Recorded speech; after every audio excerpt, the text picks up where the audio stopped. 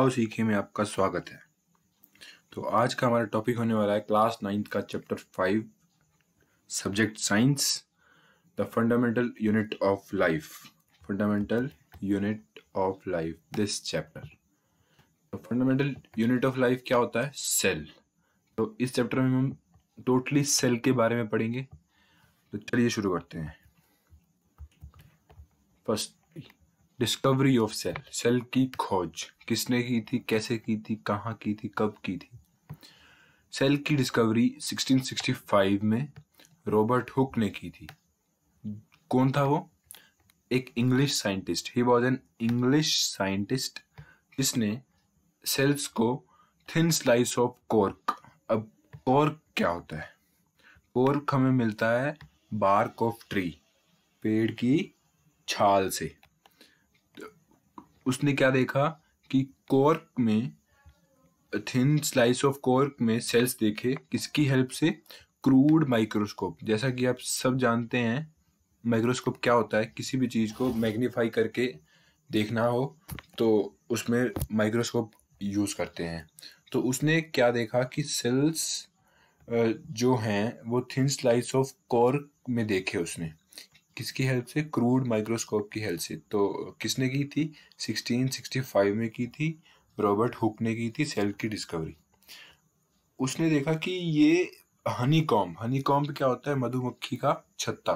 तो ये जो सेल्स हैं ये हनीकॉम्ब के स्ट्रक्चर के जैसे हैं। कैसे हैं? मधुमक्खी के छत्ते के जैसा इनका स्ट्रक्चर है। और फिर उसने इन्हें नाम दिया सेलुले और सेल्स। किसने? रॉबर्ट हुक ने। His discovery firstly indicated for the first time that living organism consisted of number of small structures. उसकी डिस्कवरी ने पहली बार दिखाया कि लिविंग ऑर्गेनिज्म छोटे छोटे स्ट्रक्चर्स या यूनिट से मिलके बने होते हैं। कैसे? किसने दिखाया? रॉबर्ट हुक ने। तो डिस्कवरी ऑफ सेल किसने की थी? रॉबर्ट हुक ने। कब की थी? 1665 में। तो ये थी discovery of cell. Then history of cell. अब हिस्ट्री क्या है सेल की? रॉबर्ट हुक ने जो सेल की डिस्कवरी की थी वो उसने कॉर्क देखा था। रॉबर्ट हुक ने कॉर्क देखा था जो कि लिविंग नहीं था। कॉर्क डेड मटेरियल होता है। और कब की थी? 1665 में। उसके बाद ल्यूवेनहोक नाम का एक और साइंटिस्ट। किस नाम का? ल्यूवेनहोक। 1674 में आके कहता है कि मैंने free living cells pond water, तालाब के पानी में देखे हैं। तो मतलब उसने कौन सी करी? लिविंग सेल की डिस्कवरी। किसने? ल्यूवेनहोक ने। कौन से ईयर में? 1674 में। कहाँ करी? तालाब के पानी में। क्या देखे? Free living cells. फिर उसके बाद रॉबर्ट ब्राउन नाम का साइंटिस्ट जिसने 1831 में न्यूक्लियस ऑफ द सेल को डिस्कवर किया। किसने? रॉबर्ट ब्राउन ने 1831 में न्यूक्लियस ऑफ द सेल को डिस्कवर किया। उसके बाद पुरकिंज नाम के साइंटिस्ट ने 1839 में एक टर्म का नाम दिया, दैट इज प्रोटोप्लाज्म। प्रोटोप्लाज्म क्या होता है? सेल की जो फ्लूइड सब्सटेंस होता है। Fluid substance of the cell is known as protoplasm. ये नाम किसने दिया था?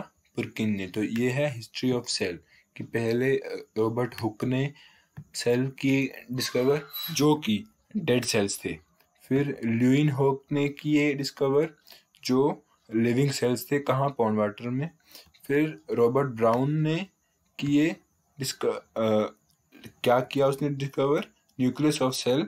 एंड पुरकिंज ने 1839 में क्या टर्म दी हमें? प्रोटोप्लाज्म, जो क्या होता है? फ्लूइड सब्सटेंस होता है सेल का।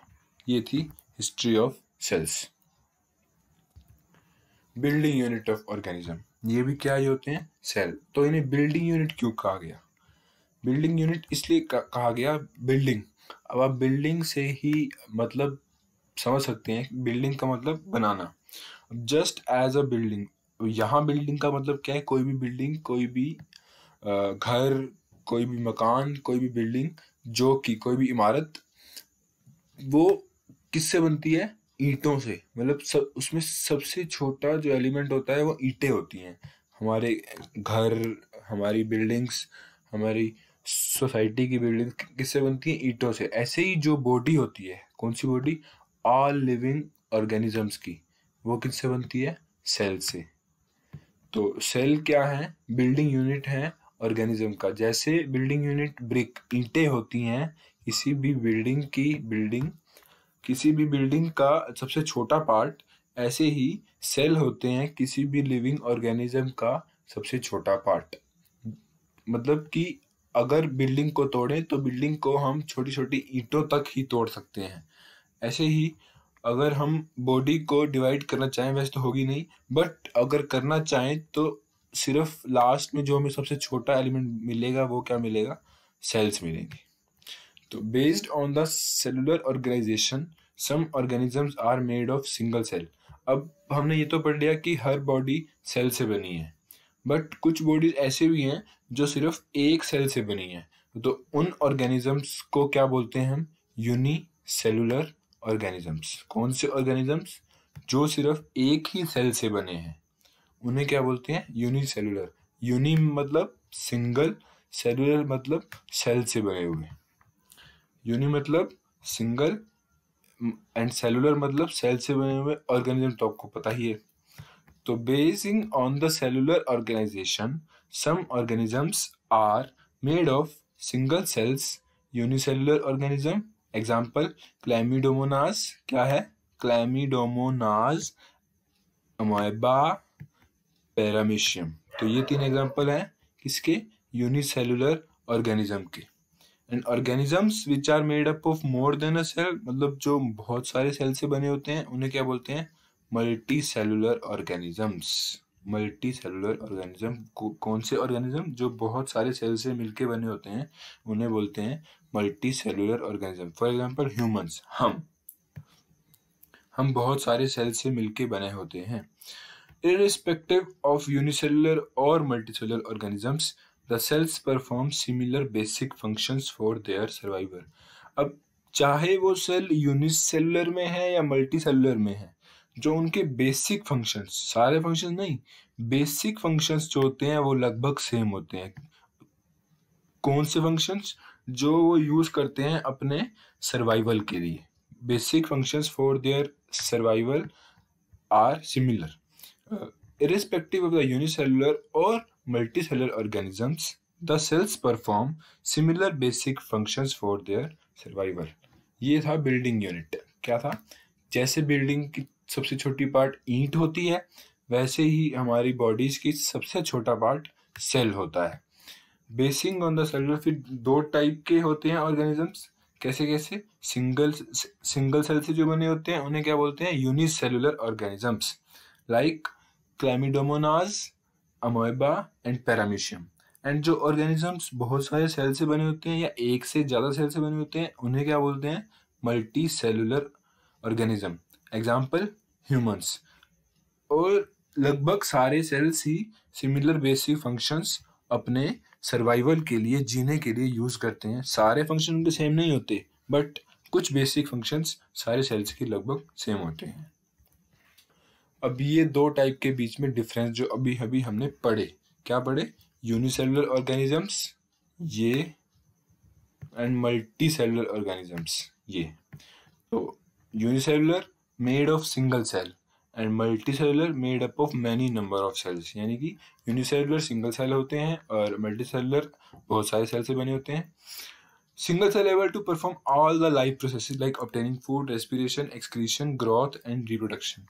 जो सिंगल सेल होता है यूनिसेलुलर में, वो अकेला ही सारे काम कर लेता है। कैसे काम? खाना खाना, सांस लेना, बचा हुआ वेस्ट बॉडी से बाहर निकालना, ग्रो करना, ग्रोथ एंड रिप्रोडक्शन, अपने सेल्स दोबारा बनाना।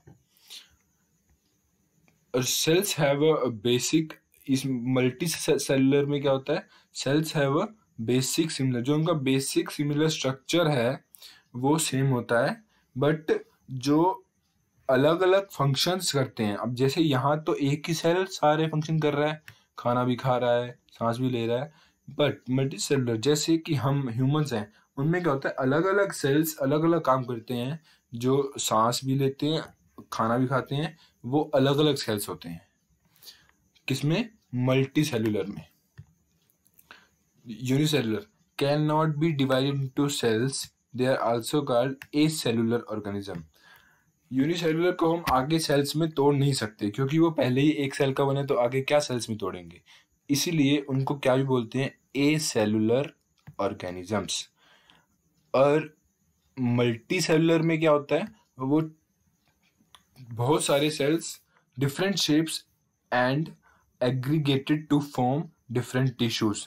जो डिफरेंट शेप्स के सेल होते हैं वो इकट्ठे जुड़ते हैं और टिश्यू बनाते हैं, ताकि वो कोई भी फंक्शन परफॉर्म कर सकें। ये हम आगे भी पढ़ेंगे, नेक्स्ट चैप्टर में पढ़ेंगे, जब टिश्यू चैप्टर पढ़ेंगे तो कैसे बनते हैं।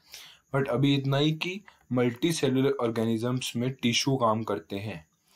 एंड फॉर एग्जांपल, ये हमने पहले ही पढ़े हैं, अमोeba पैरामीशियम, एंड मल्टी सेलुलर में प्लांट्स, एनिमल्स, फंगी, ह्यूमंस, ये भी आते हैं।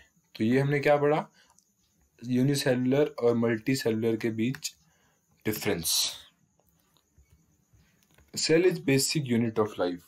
अब इस लाइन का क्या मतलब है, जो हमारा सेल है वो बेसिक यूनिट ऑफ लाइफ का मतलब क्या है कि it performs all life functions like intake of food materials, excretion, metabolism, respiration, मतलब खाना खाता है, पचाता है, सांस लेता है, वेस्ट खाना बाहर छोड़ता है, और बाकी जो भी सारे काम हैं वो अकेला सेल करता है। फिर सेकेंड पॉइंट है division of labour. Cell usually possesses a number of components called cell organelles. अब सेल called cell organelles। अब सेल के अंदर भी अलग अलग कंपोनेंट होते हैं जो अलग अलग काम करते हैं। डिवीजन ऑफ लेबर मतलब उनमें लेबर का डिवीजन होता है कि ये कंपोनेंट ये काम करेगा, ये कंपोनेंट ये काम करेगा। तो ईच सेल ऑर्गेनेली जो होती है उसका अलग अलग डिफरेंट डिफरेंट फंक्शंस होते हैं। क्या होते हैं फंक्शंस? किसी का होता है कि वो वेस्ट मटेरियल को साफ करेगा, किसी का होता है कि वो प्रोटीन बनाएगा, किसी का होता है कि वो लिपिड क्या होते हैं? फैट्स। लिपिड को सिंथेसाइज करेगा, यानी कि फैट्स बनाएगा। कहाँ से बनाएगा? उस खाने से जो हमने बाहर से लिया है। किसी का होता है कि वो सांस लेगा, किसी का होता है कि वो खाना खाएगा। तो अलग अलग सेल ऑर्गेनेलीज का अलग अलग फंक्शन होता है। तो आज की वीडियो में बस इतना ही, ये सेल चैप्टर का इंट्रो था। नेक्स्ट पार्ट में हम आगे पढ़ेंगे, और ये कुछ सेल्स हैं। कौन से सेल्स हैं? ह्यूमन बॉडी के सेल्स हैं, smooth muscle cell, blood cells, nerve cell, ovum, bone cell, sperm and fat cell. तो ये आज की वीडियो में इतना ही। कितना हमने क्या क्या पढ़ा? डिस्कवरी पढ़ी, किसने की थी? रॉबर्ट हुक ने की थी। हिस्ट्री पढ़ी कि किसने क्या क्या योगदान दिया सेल की हिस्ट्री में। एंड बिल्डिंग यूनिट पढ़ा कि सेल बिल्डिंग यूनिट कैसे है।